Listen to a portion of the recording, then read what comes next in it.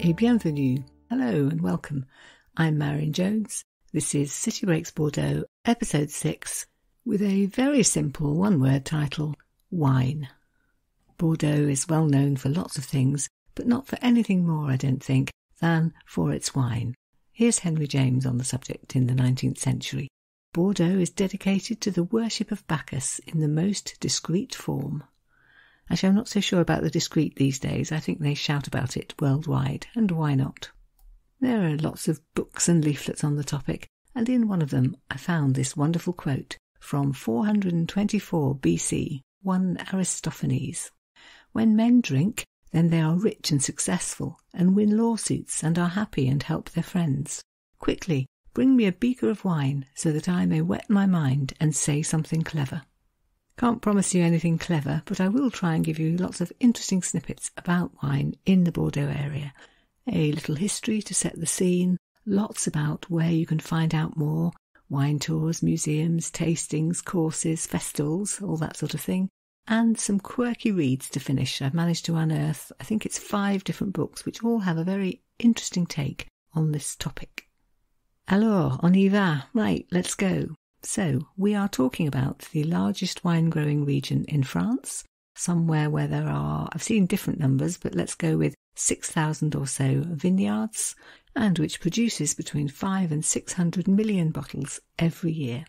Most of that is red, about 90% in fact, and much of it, over half at least, is produced in family-owned businesses all around the area.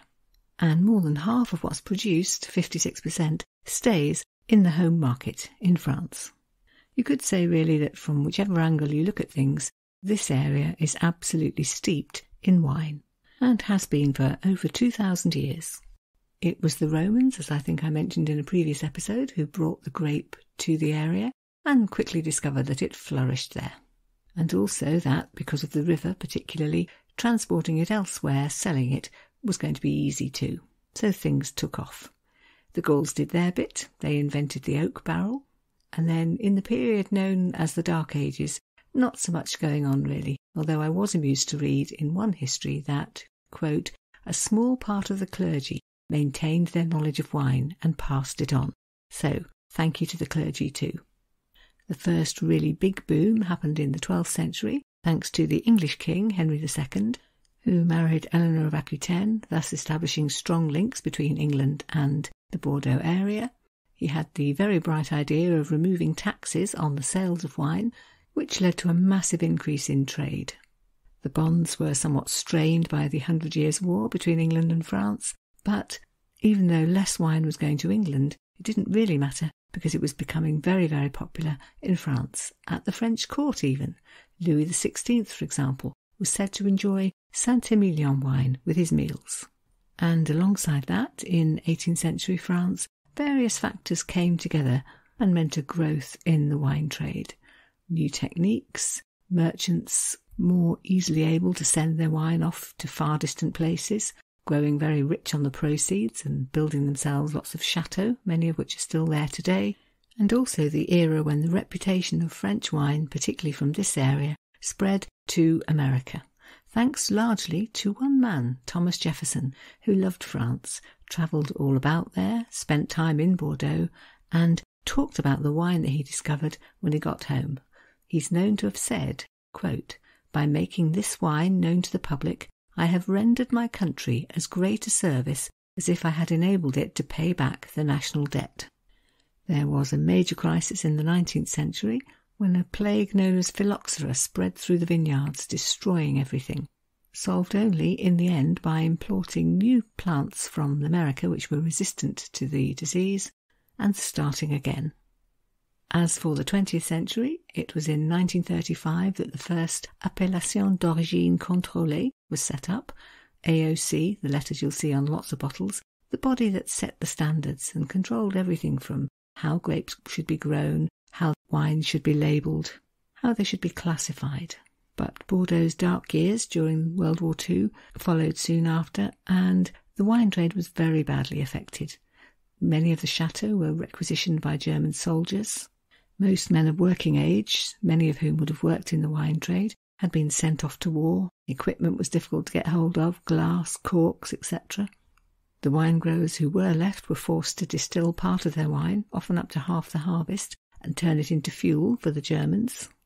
I came across the story of Baron Philippe de Rothschild, one of the big wine-growing families from the area, of course, who, being Jewish, was imprisoned by the Vichy government in 1940, and who, when he managed to get out, crossed the Pyrenees Mountains to join the Free French forces in England. So much then for a potted history. What about Bordeaux wine today? There are 5 main wine-growing areas around the city, all of which have names that you might recognise from bottles. Médoc for one, Saint-Emilion for another. They're the big 2, I think. The others are Graves et Sauternes, Blé et Bourg, and Entre-deux-Mers. Of all the different grape varieties grown in the area, absolutely the most well-known is Merlot, or Merlot as it's called in English, which gives a red wine, of course, as does Cabernet Sauvignon and Malbec. And when I was looking around, I think it was the Vin de Bordeaux website, I came across something I didn't know, the definition of claret. What actually is it? Here's what they had to say. Claret is a unique wine with a long history, the result of a special winemaking process. The predominant grape is a nicely ripened Merlot that is not macerated for a long period of time, allowing the wine to retain its light pinky red colour and its lively palate. A regional favourite, it stands out even among the jewels of the Bordeaux vineyards. So much then for the basics and a little history. What about how to find out more? Imagine yourself on a trip to Bordeaux and you're thinking, how do I start? Where can I go to educate myself, to find out more? I managed to gather quite a few different ideas. The one I want to mention first is a guided walk. Actually, more accurately, a self-guided walk, because all you need to do is go to the tourist office and buy a map, €3 I think it costs, which details a 2-hour route that you can take yourself on past 24 points of interest. It will point out buildings you should take note of, like the Conseil du Vin de Bordeaux and the Cité du Vin. That's the city's huge and fairly new wine museum. I'll be coming back to that in a minute. It'll point out little details you might otherwise miss, sculptures on buildings, that sort of thing. It suggests places where you might like to stop off, a wine merchant here, a wine bar there, and there are audio clips where you can listen to the stories of men and women who've worked in the wine trade, some dating back to the 19th century. So, a whole mixture of wine-related things. The description I saw in the advert promised you a combination of fun, history and Epicureanism in equal measure.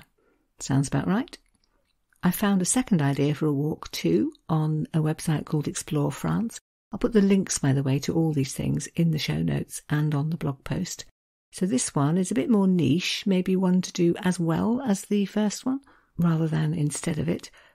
It's a description of a walk devised by one Philippe Prévost, who wrote a book called Bordeaux Secret et Insolite, so Secret and Unusual Bordeaux.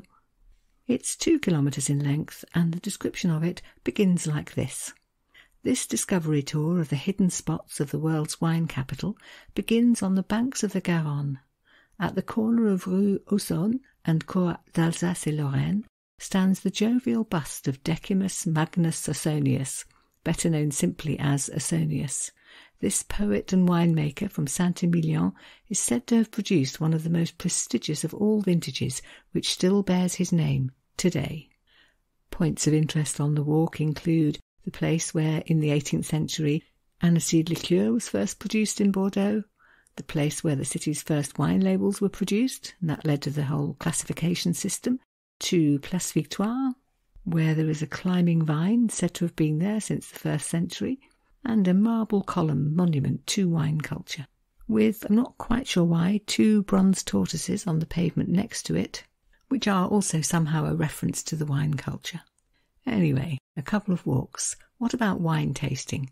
Several places where you can do that, all of which I'm going to talk about more in a minute, but just to list them, there's the Maison du Vin de Bordeaux, very close to the tourist office, and also nearby a shop called L'Intendant, which does wine tastings, I believe, on Saturday mornings, and also at the museum, the Cité du Vin, wine tastings there too.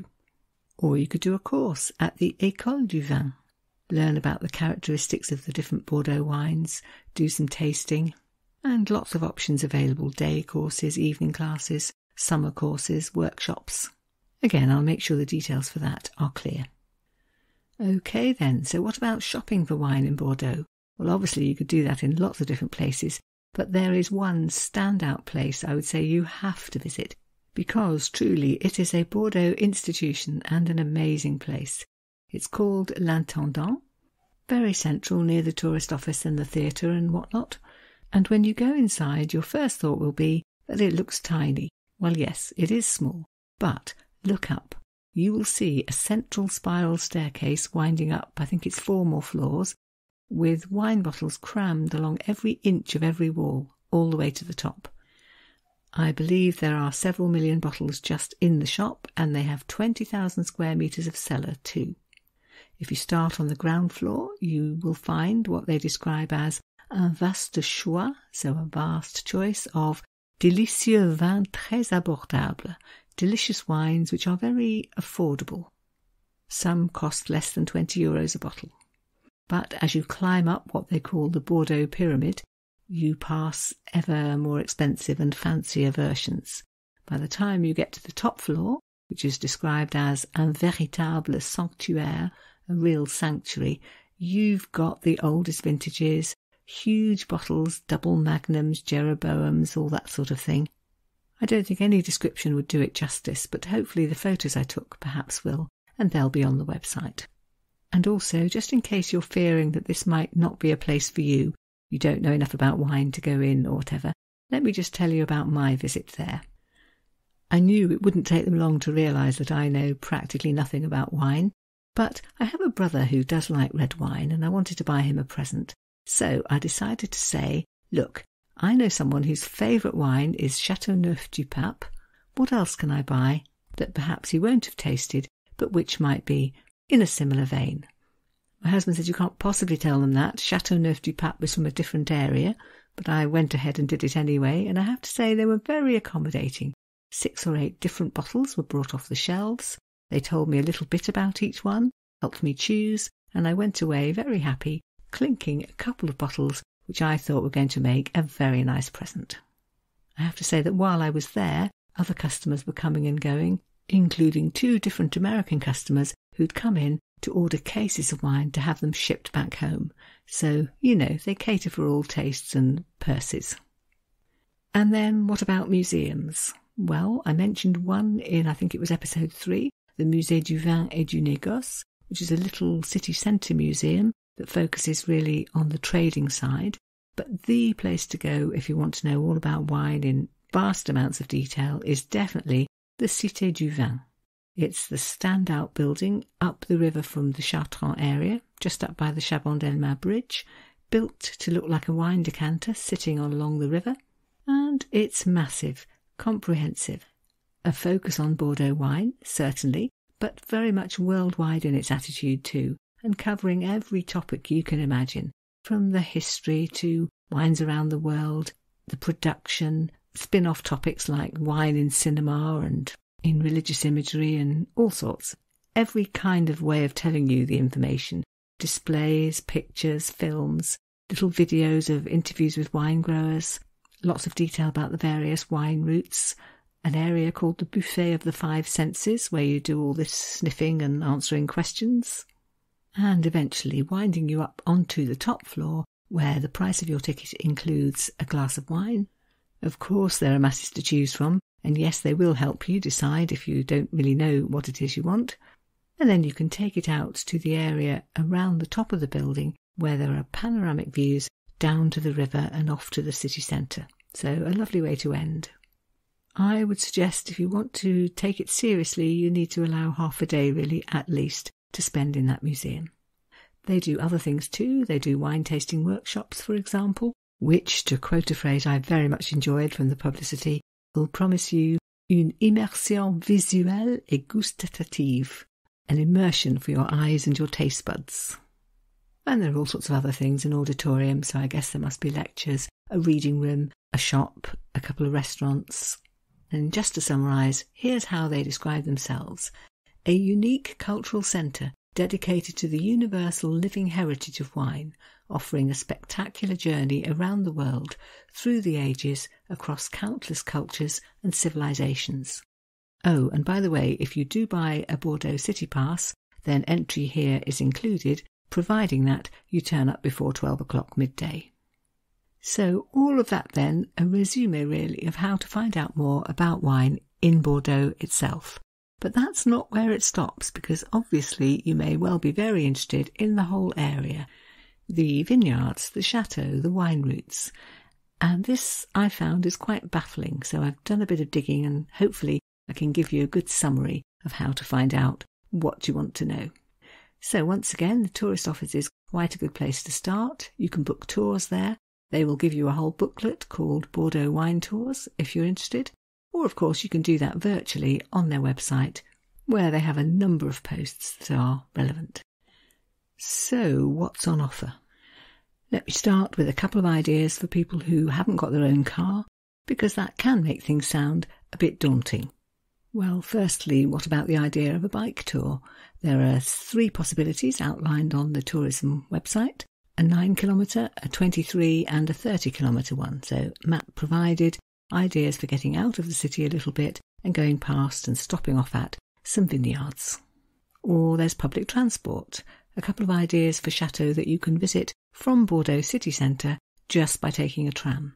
One is called the Château Les Carmes au Briand, which you can reach by taking a tram to a stop named after François Mitterrand, former president of course, a walk of about 10 minutes and there you are, vineyards, cellars, tasting. Or secondly, there's the Château d'Illon, Dillon. A 38 tram will take you there. It's officially a monument historique, so a building of historical significance. It's at the Bordeaux end of one of the famous wine routes, the Médoc route. And as well as being a chateau where wine is produced, it's also the site of a wine school. And even if you have got your own car with you, then finding the chateau you want to visit can be quite baffling because there's so much choice. And I'd suggest that in that case, a good place to start is the Bordeaux Tourism website, which has a post, again I'll put the link in the notes and on the blog post, a list of some of the best chateaux to visit. They've all got their own title. I think there are over a dozen listed, so they've got the oldest, the most contemporary, the most beautiful, the most mysterious, and so on. So a few details on each one, designed to help you choose which one or ones you want to visit. And then if you've got children in tow, that can be a problem. But again, I found some suggestions for that. And the post I read started like this: Are your children not fascinated by old stones and winemaking? And they go on to explain that there are various chateaux listed which go out of their way to make sure there's something fun for children to do on their visit, as well as just for mum and dad. You can design your own wine labels, for example, at the Château Cormet-Figeac. And at the Château de Crâne, you can go on a treasure hunt or amuse yourself in one of 2 different escape game rooms. So much then for finding out all about this very enjoyable topic.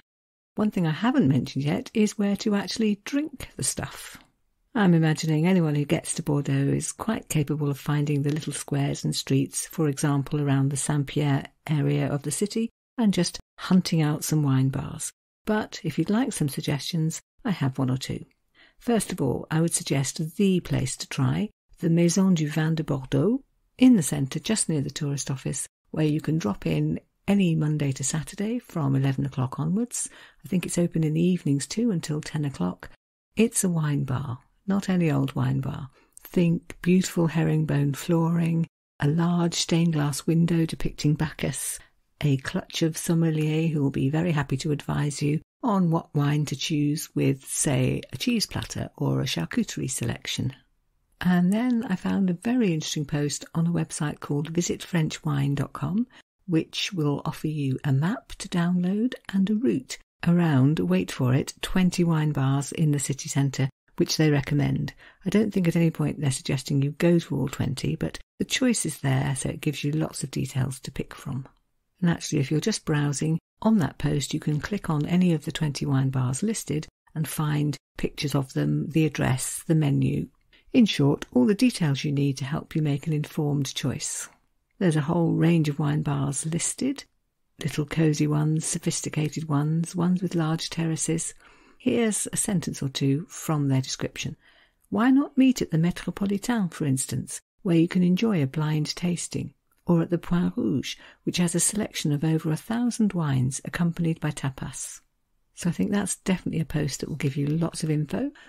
And then on a much smaller scale, a last post I found from francetraveltips.com, which is on 2 wine bars that the person who wrote it has visited, both completely different. One was, quote, hip, modern and elegant, and the other one was down-to-earth, cosy and a bit rustic.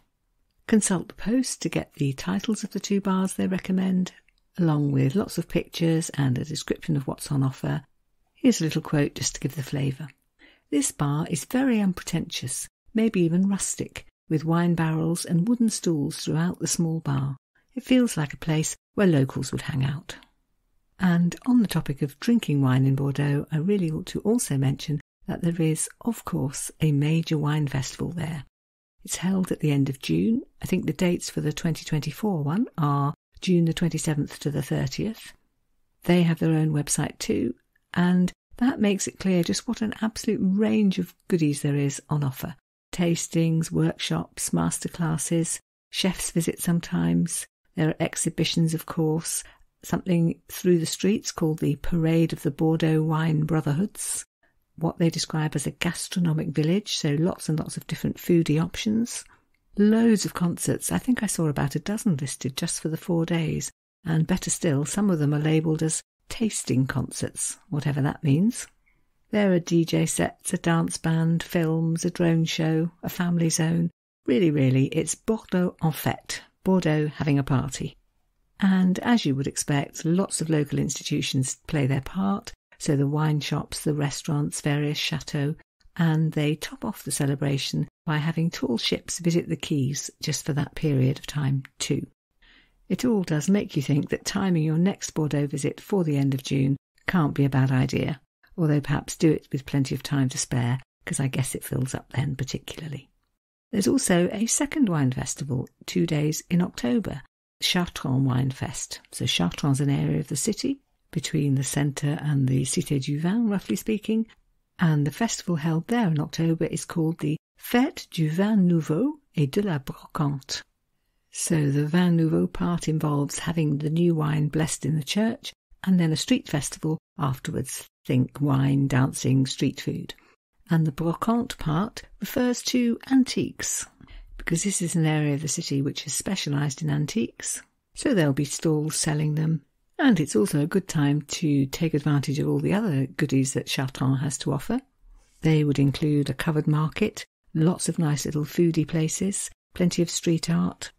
It's one of those former port areas gone a bit hip sort of places.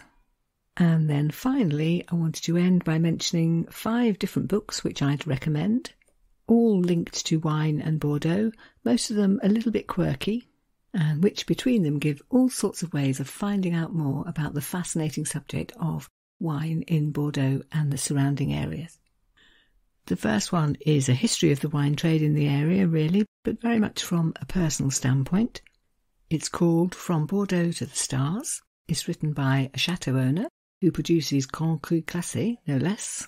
And it's all about the history of the wine trade in the city, particularly over the last 50 years, including the crisis which hit them in the 70s and how they recovered. And it's billed as a family history and a personal journey. If snippets from an anthology are your thing, then I know just the thing, a book called Bordeaux, Tales from the Greatest Wine Region by Jane Anson.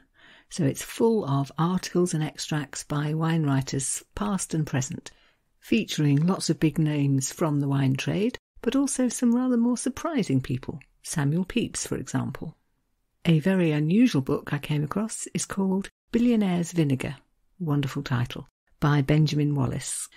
It's a factual account, the story of an intrigue, a scandal if you will, that hit the Bordeaux wine trade quite dramatically and began in 1985 at Christie's auction room in London, when a bottle of wine, a 1787 bottle of Château Lafite Bordeaux, which was said to have been owned by Thomas Jefferson, was sold for $156,000.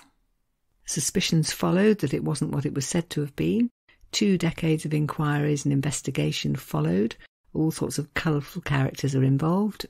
To quote from the book's jacket, pursuing the story from Monticello to London to Zurich to Munich and beyond, Benjamin Wallace also offers a mesmerising history of wine, complete with vivid accounts of subterranean European laboratories where old vintages are dated, and of Jefferson's colourful wine-soaked days in France, where he literally drank up the culture. It reads a little bit like a thriller as the author unpicks the history of this bottle, but there are all kinds of other snippets in it too. For example, descriptions of Thomas Jefferson's visits to the city, how he made a day trip out to a chateau, how he visited the Grand Théâtre one night, and descriptions too of what the city was like in those days. So we're talking May 1787. Here's an extract. The place was booming. White stone mansions for the ascendant class of lawyers and merchants were going up in the commercial core. Along its fringe, the city was sprouting fresh streets. Bordeaux was now among the loveliest and most prosperous of European cities. 7 years before Jefferson arrived, Europe's grandest new theatre had been erected here, a neoclassical edifice fronted by a majestic portico with 12 soaring Corinthian columns. The story of the wine bottle is unpicked detail by detail. So here, for example, what happened to the bottle shortly after it was auctioned at Christie's. Quote, "The bottle's ill-starred journey had begun in late 1987, when Farr Vintner's partner, Stephen Broet, flew from London to Munich. Hardy Rodenstock met him at the airport with the 1787 Margaux, and Broet flew straight to Manchester, where he handed the bottle, tucked inside a tennis bag, to Tim Littler, who had agreed to buy it for £37,000. And then, a little later, this. The standard Whitwam's markup was 100%, and the bottle was listed in its February 1988 catalogue at £75,000. No sooner had the catalogue appeared than Littler thought, what's the point of selling the second most expensive bottle of wine in the world? The Forbes bottle had gone for £105,000. In the next Whitwam's catalogue, which came out that September, Littler upped the price of his bottle to £125,000. And it's chock full too of all kinds of details about wine tasting and wine appreciation. For example, a description of something called the wine aroma wheel, which was invented apparently in 1990 and gave a set of vocabulary for describing wines. Nearly 100 words in total, including, quote, pineapple, melon and banana were examples of tropical fruit flavours, which, along with citrus, berry, tree fruit and dried fruit, made up the fruity family of aromas. Wet dog, burnt match and skunk were examples of sulphur flavours, which, along with pungent and petroleum, form the chemical family. I have to say I found it all absolutely fascinating. And fourthly, what about this one? The Complete Bordeaux Vintage Guide, 1870 to 2020, by Neal Martin. So it goes through year by year, 150 years of vintages, assesses the wine from that year, and gives interesting social and historical context to go along with it. Names events and milestones from each year, for example. On the Amazon review, I noted that these cultural phenomena ranged from Sherlock Holmes through Casablanca to Beyoncé. And in a review of the book by Victoria Moore, who's the Daily Telegraph's wine correspondent, and therefore definitely knows what she's talking about, there's a reference to what the author wrote about the 1945 vintage. And she quotes a little extract which illustrates how the quality of the wine and the history of the period are all intertwined and explained in the book. As it happened, 1945 was a vintage year for Bordeaux wine, and an elderly lady who was a chateau proprietor at the time described this wonderful drink as follows. It burst like sunlight after years of fear and privation. During the war, most of the Bordeaux region was occupied. Many chateaux were requisitioned by German troops and food was scarce. This outstanding 1945 vintage then was a gift from God. And finally, a book called The Bordeaux Club by Neal McKendrick, subtitle The Convivial Adventures of 12 Friends and the World's Finest Wine. It's a description of a wine club which met for 70 years, the purpose being to try some of the greatest vintages of Bordeaux wine, all with meals. Meetings were held, minutes were taken, written up in this book, all about the vintages themselves and the historical and social context in which they were produced. There's a foreword to the book by Andrew Roberts, the historian and best-selling author, and I believe member of the House of Lords. I think maybe he was a member of the club too. And so it's just a very interesting sideways look at Bordeaux and its context, as well as just quite simply the pleasure it can bring. So there we have it then, 5 rather quirky reading ideas for pursuing the investigation of Bordeaux in all its many aspects. I hope I've left you with lots and lots of ideas for finding out more, for doing your own research, preferably on the ground in Bordeaux and environ. Don't forget, the main points of this will all be written up in a blog post on the website, www.citybreakspodcast.co.uk/Bordeaux in this case, where you'll find not just this post but the previous 5, covering other aspects of the city, Roman times, a stroll around the city centre and past the main monuments, etc. And that brings me nicely to the next episode due, City Breaks Bordeaux episode 7, which I'm going to call Art in Bordeaux. Do a little tour of several galleries, have a look at one particular artist who actually came from Bordeaux and became quite famous. A female artist, in fact, becoming increasingly famous, I think we could say, as people are starting to wonder about the women who were painting alongside all the men who became so very famous. So I hope you'll be able to join me for that. Normally I'd end the episode by saying thank you and goodbye in French, merci et au revoir, but I think on this occasion we can also add a little toast. So, santé.